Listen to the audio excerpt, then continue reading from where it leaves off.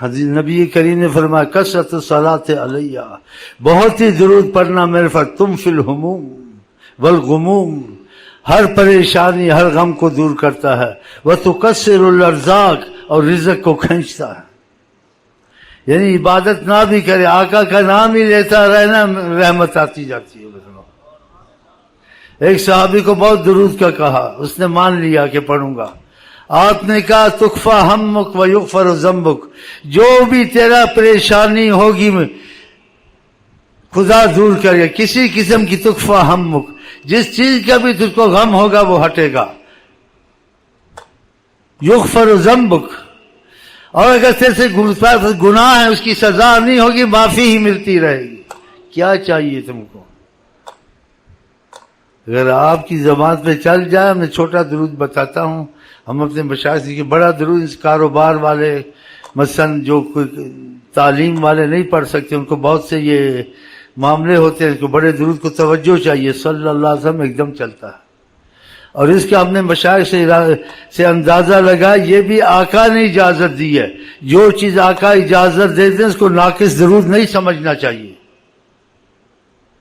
تو ہمارے مشائخ جب یہ کہا، کسی نے پوچھا ان سے کہ آقا جی نے ایسے کہا، خاموش ہو گئے، یہ باتیں نہیں بتاتے، اور سمجھ گئے آقا نہیں بتایا، آقا نہ بتاتے تو یہ درود چلتا ہی نہ۔ تو آپ کو جب دیکھو وضو ہے تو اچھا ہے، نہیں ہے تو اجازت ہے، اس میں رحمت کرتا خدا۔ آپ اخبار پڑھیں یا آپ کالج میں ہوں یا آپ کچھ بھی کریں، صلی اللہ علیہ وسلم دل میں چلتا رہے، صلی اللہ علیہ وسلم، صلی اللہ علیہ وسلم۔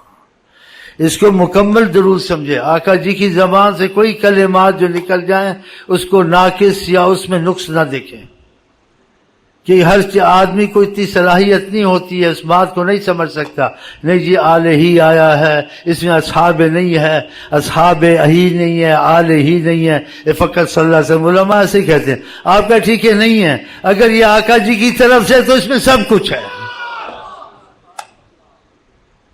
ان کی زبان سے نکلا سب کچھ ہے۔ تو میں آپ کو اتنا نہیں کہہ سکتا ہوں، لیکن جس یقین تک میں پہنچا ہوں وہ جھوٹی قسم نہیں ہوگی انشاءاللہ۔ میں اللہ کی قسم کھا کے کہتا ہوں یہ آقا جی کی زبان سے ہے، بس میں جھوٹی قسم کھا کے اپنے کو ہلاک کرنا آقا پر۔ اس کو خوب پڑھیں، خوب، صلی اللہ علیہ وسلم، صلی اللہ علیہ وسلم، بس اس میں آ لیا صاحب سب آ گیا، کچھ سوچنا، جب انہوں نے کہہ دیا سوچنا ہی نہیں ہے، تو اس کی ہم نے تحقیق کر لی ہے، اس تحقیق کا اتنا یقین کیا ہے کہ میں جھوٹی قسم کھا سکتا ہوں، پھر آقا کے متعلق اپنا ایمان ضائع کروں، صلی اللہ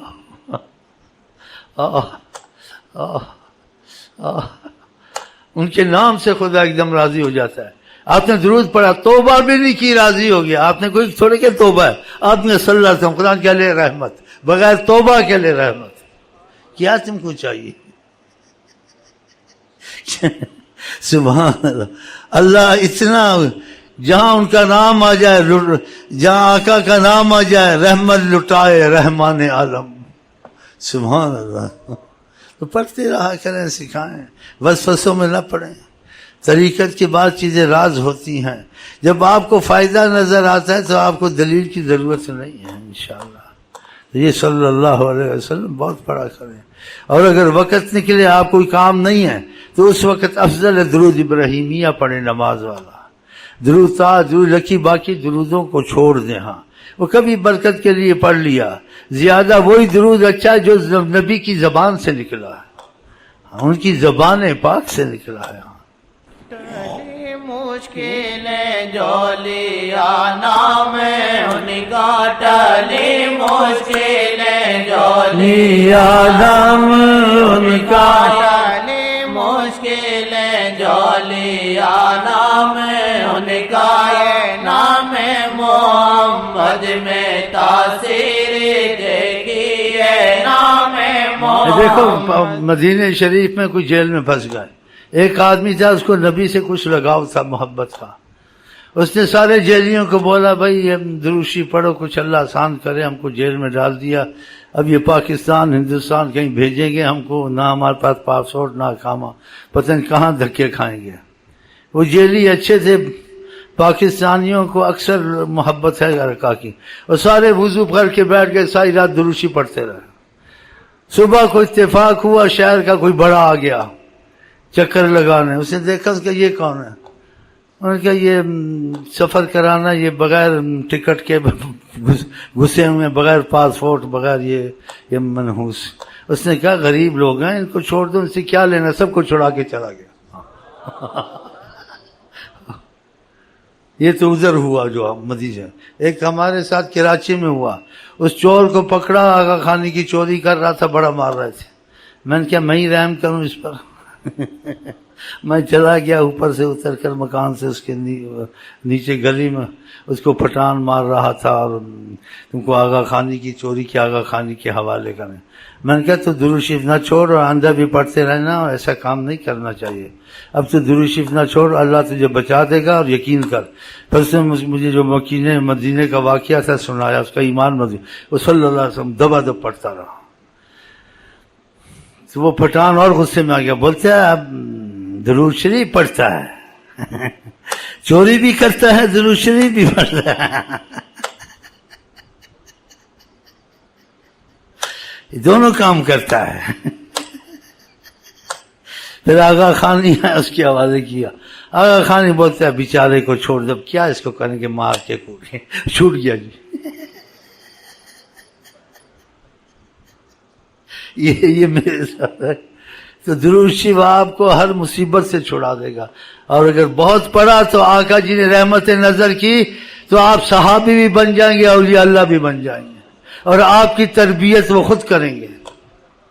اولیاء اللہ کے جو کثرت سے درود پڑھے، نبی کریم ڈائریکٹ اس کی تربیت خود کرتے ہیں۔ نبی کریم کسی سے کسی کو لے سکتے ہیں، نبی کریم کے ماتحت کوئی نہیں لے سکتا، صحیح سے وہاں۔ ہاں، یہ آپ بہت اس دروشی کی قدر کریں، یہ ایسا وظیفہ ہے کہ خدا خود اس وظیفے کو پڑھتا ہے، خود خدا کا یہی ہے کام، صلی علی محمد ان اللہ و ملائکتہ یصلون علی النبی۔ اللہ درود پڑھتا ہے، اس کے فرشتے درود پڑھتے ہیں، قرآن کا مفہوم ہے۔ تم ایمان والے ہو تو تم بھی پڑھو، ایمان والا درود پڑھتا ہے، مطلب ہے جس میں ایمان نہیں ہوتا وہ درود کو کم پڑھتا ہے، پڑھ ہی نہیں سکتا۔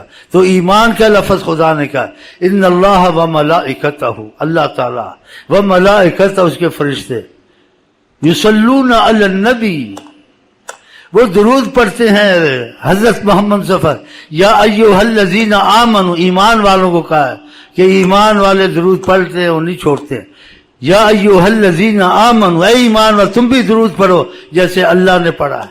اللہ نے خود اس کام کو شروع کیا ہے، اور فرشتوں کو بھی کہا تم بھی کرو، اور ہم کو تم کو کہا ایمان والے بنو اور درود پڑھو۔ تو انشاءاللہ درود پڑھتے پڑھتے ہم لوگ ختم ہوں گے۔